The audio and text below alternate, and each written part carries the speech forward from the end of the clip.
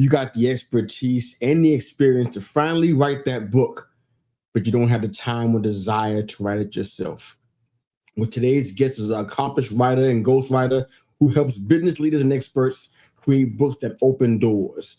If you want higher visibility, new business, and speaking opportunities, our guest has the know-how to get you over. Let's welcome Dr. Marcia Layton Turner with us today. Dr. Marcia, how are you today? Good to have you. I'm well, thanks. How are you, Mr. You? Fantastic, fantastic. Let's go ahead and jump in. So we hear the phrase all the time, you got a book in you. I hear it constantly. My wife hears it all the time as well. But after working with experts and business leaders like you have, what separates somebody who has a genuine book within them or just a lot of information in hand?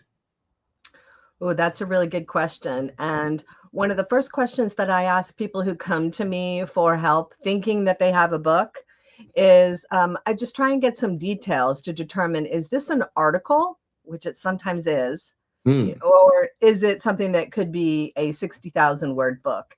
And you can pretty quickly determine whether there are chapters here to this story or whether, 2,000 words is going to be sufficient. But yeah, you really have to dig into the topic to figure out, is there enough here? And when you're telling your life story, well, that could be a book. But if you want to share a particular aspect of your expertise, it could be an article. That makes sense. I am a published author. In the past, hasn't been that long because I actually did a couple of co-writes recently. But I get a lot of people who are authors that come on our show for the past 6 years now. And a lot of books that I've read, I won't name the authors just to not intentionally discredit them, but I've read books that had 10, 12 chapters and they were repetitious. Everything they said could have been probably in 2 chapters, maybe even less. And I wonder if there's something from a character perspective that causes people to feel like, you know what, I need to write a book, and it's not always for the most genuine reasons. For yourself, who deals with experts and business leaders who may want to write a book, or even potential authors, what do you look for from a character standpoint? Is there a red flag? Is something that they may say, something they're putting out there to you that says, you know what, this person is looking for something that's a little less than genuine and authentic, and they want to just be out there and known as an author? Do you look for that? Does that matter to you? That's a good question. You have a lot of questions in there, and they're all good. I think people who have really big egos sometimes believe that they have a book in them, and they usually do. But I think, to your point about material becoming repetitious, I think people sometimes who have big egos are not able to self-assess and really explore, is there enough here to fill a book and make it interesting for the reader? I think when you see books that are repetitious, it's the problem is that the author hasn't thought about, what is the reader getting out of this book? What do I want them to have learned or experienced by the end? They're just so focused on saying what they want to say and not really how is it going to be received. Whether there are red flags, I think those come up when you start having conversations. The ghostwriter and the author start having conversations again about, what is this book going to include? How are you going to tell this story, or how are you going to impart this information? How do we break it down so that they understand it? And if you keep hearing the same things over and over again, then that's a red flag that there may not be enough here for a full book. And some people do go ahead and publish it, as you've read. I can't stop them. Yes. So that's what happens. Yeah.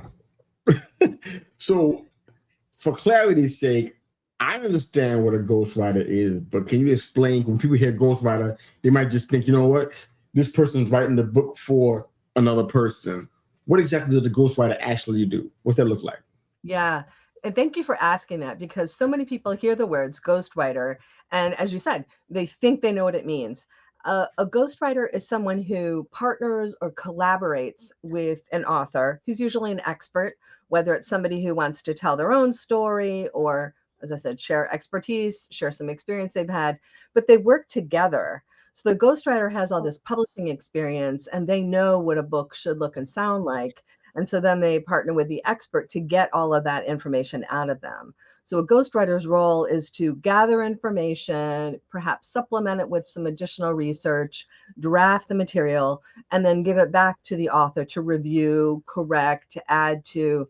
But it's really working together. And I think the big misconception is that people think that when you hire a ghostwriter, that person is just going to like intuitively know what the book should be about and is going to go away and write 60,000 words and then hand it back to you and say, here you go, here's your book. And that's not at all what it is. It's I can't write a book without my client because they know what they want to say. I don't know what they're going to say, you know. That makes sense. That's a big misconception is we don't work silently off on our own without input from our client. Yeah, I know that the role of the ghostwriter is important because some people, they need to have that support, even perhaps maybe even mentorship as the relationship gets a little bit deeper. But I feel like a ghostwriter job is pretty difficult. It doesn't sound easy to me because I'm thinking, okay, you got to find this author's authentic voice and then help them in collaboration with them, like you stated earlier, write this where it doesn't sound like it's ghostwritten. Yeah. I don't know how I would have did it with my first book. I don't know how you did that because it was my personal story. And I am pretty fierce about my own story. I don't give my pen away freely. It is my story. So I don't want anybody to read that. That doesn't sound like Mr. You at all. So how do you handle that, the complexities of finding the author's authentic voice and having the word not sound like it was written by a second party or third party? Or AI. Yeah, AI, especially. Yeah. And that's the skill that ghostwriters have to develop. And that's what differentiates them between a ghostwriter and an author. A ghostwriter has to read things that the author has previously written, articles, blog posts, speeches, whatever, to get a sense of how do they communicate. They watch videos. I find videos really helpful. Listen to podcasts to hear, you know, when they're just talking naturally, how do they sound? But then you also need to come to agreement with the author about how they want to sound on the page. I had this happen once. I had a client who I studied them, had lots of material to review. I felt like I had a pretty good sense of what they sounded like. I drafted the material based on what they told me. And they said, you know, this sounds like me, but I actually want to sound like this other voice. So sometimes that gets tricky even when you match their voice, they want to sound more scholarly, or I don't know, it could be whatever, but sometimes that happens is that they don't really want to sound like themselves. They want to sound like a better version. And that gets hard because you're creating a voice together. And normally you're just trying to match. Imagining that because you're being hired for this and they want to sound like somebody else that they're not, you're going to go ahead and let them do it, I would guess. But it doesn't sound like this. I mean, it's their book. That's the thing. Like a ghostwriter is a hired hand. We're here to support. We're not going to dictate. We're going to offer advice. Like I wouldn't necessarily do that. Or here's a way you could approach that.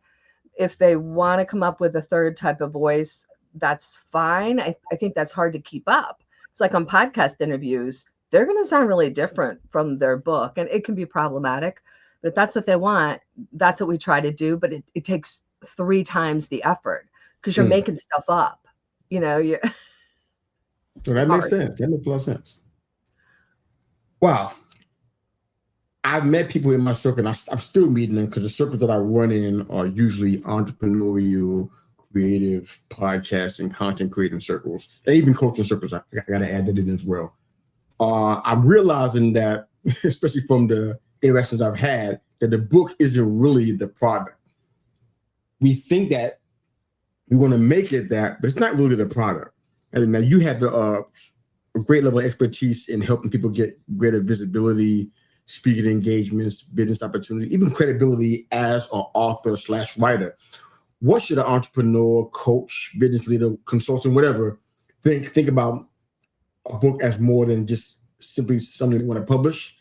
Where do you have them kind of think? What's their mindset that you're trying to inject into the relationship kind of help them think more broadly and think more about, or less about, I'm putting this book out, but more about, you know what, who do I want people to see when they read these pages? Did that make sense? Yeah.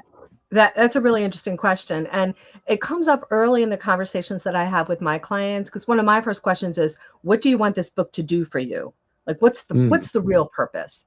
And that's when we get clear about, okay, they want to make $1 million by selling copies of the book, or they want to use it to market their company, or they want to use it to go on a national speaking circuit. And it's really helpful for me as the ghostwriter to understand what do you want to have happen? Because if they're hoping to make $1 million from sales of their book alone, just from the book, and they don't have a community, I have to let them down and say that's unlikely. If that's the only reason you're writing the book, then I might caution you to like reconsider. So those are useful conversations, but you're right. A book can qualify them for podcast interviews, for media interviews. A lot of times journalists want to speak to authors. So it can help them kind of up level their career, get new opportunities, because a book is a way to package their expertise. That's really good. Really good. I know people who also want to write a book specifically to grow their business. It's usually packaged in some kind of a coaching content with a book on their expertise on their website. You know, it's a package. And then, of course, DM me here for speaking engagements. It's kind of like a package deal.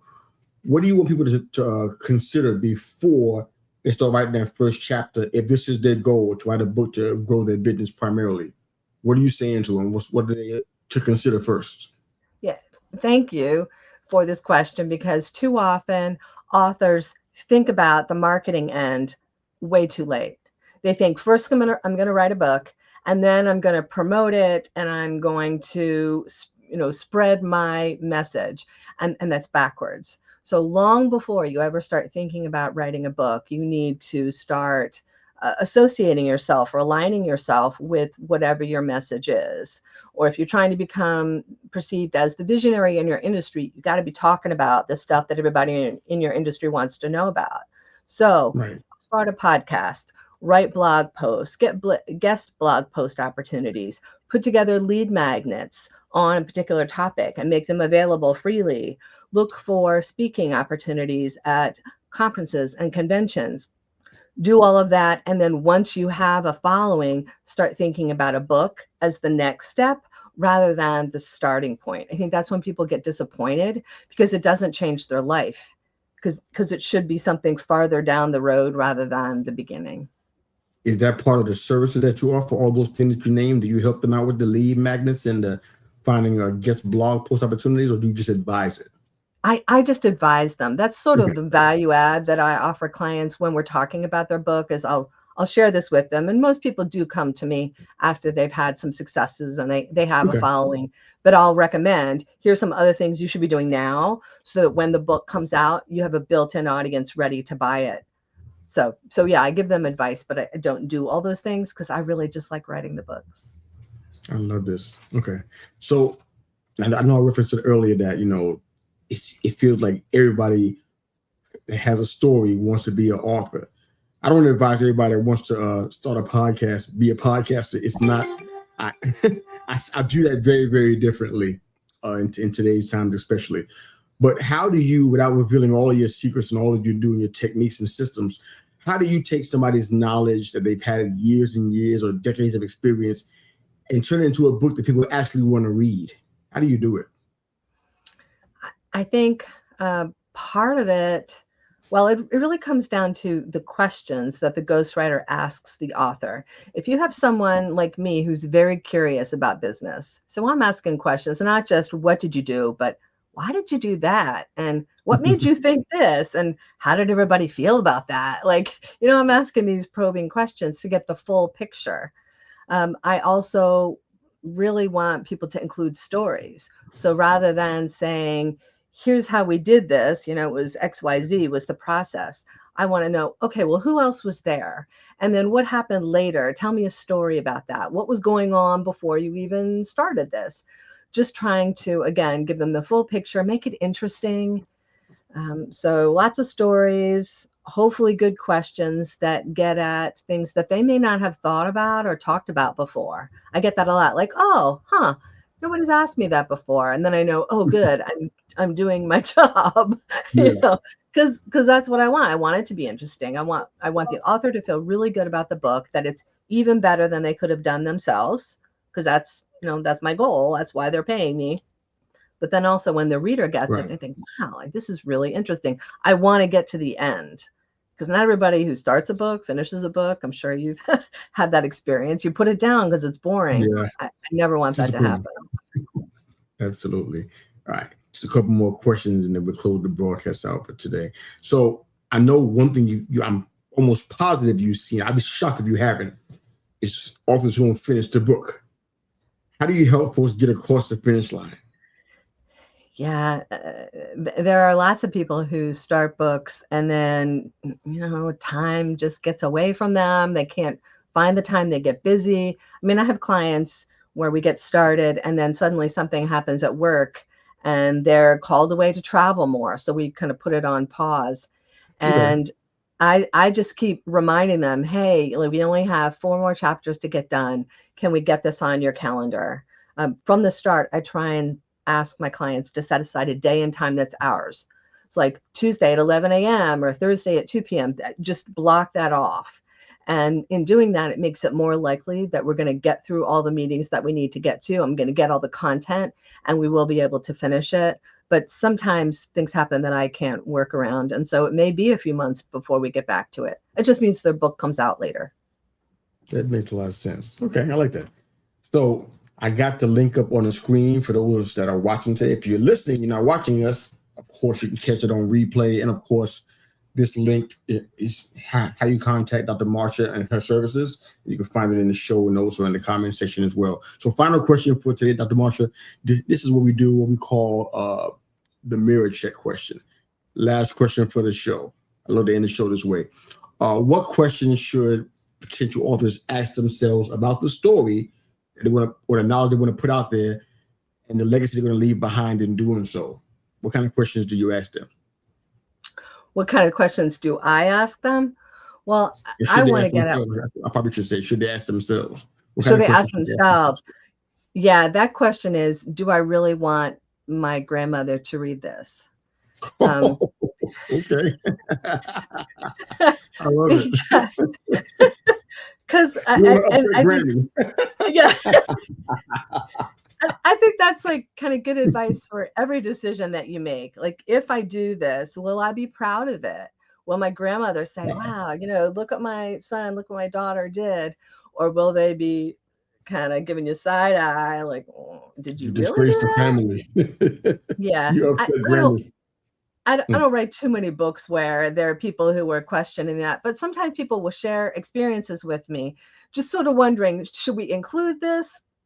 And I have to say, are you sure, like 10 years from now, that you're going to be happy that you have that imprint where it's always going to be visible? And if they hesitate, I said, let's not. Because I want them to look good and feel good about the book. I don't want them being nervous. Like, oh, how's that going to be taken? If there's any nerves, don't put it in. I love it. Your expertise is greatly appreciated. Thank you for sharing all you did on the show today. Definitely appreciate it. Thank you for having me. Thank you. We have Dr. Marcia's links in the comment section, also in the show notes. If you want to reach out to her, by all means. If the episode resonates with you whatsoever, maybe you've been saying for years, I have a book in me. Share this episode with those that feel that way. Follow our guests via that link. Subscribe to They Call Me Mr. You, the podcast, of course, on our YouTube channel. Love to have your help there, or wherever you listen to your podcast, Spotify, iHeartRadio, etc. And remember, the difference between who you are and who you could be can be found in what you do every single day. I'm Mr. You and Dr. Marcia Turner. Thanks for watching They Call Me Mr. You, the podcast, the flagship. Thanks for watching and listening.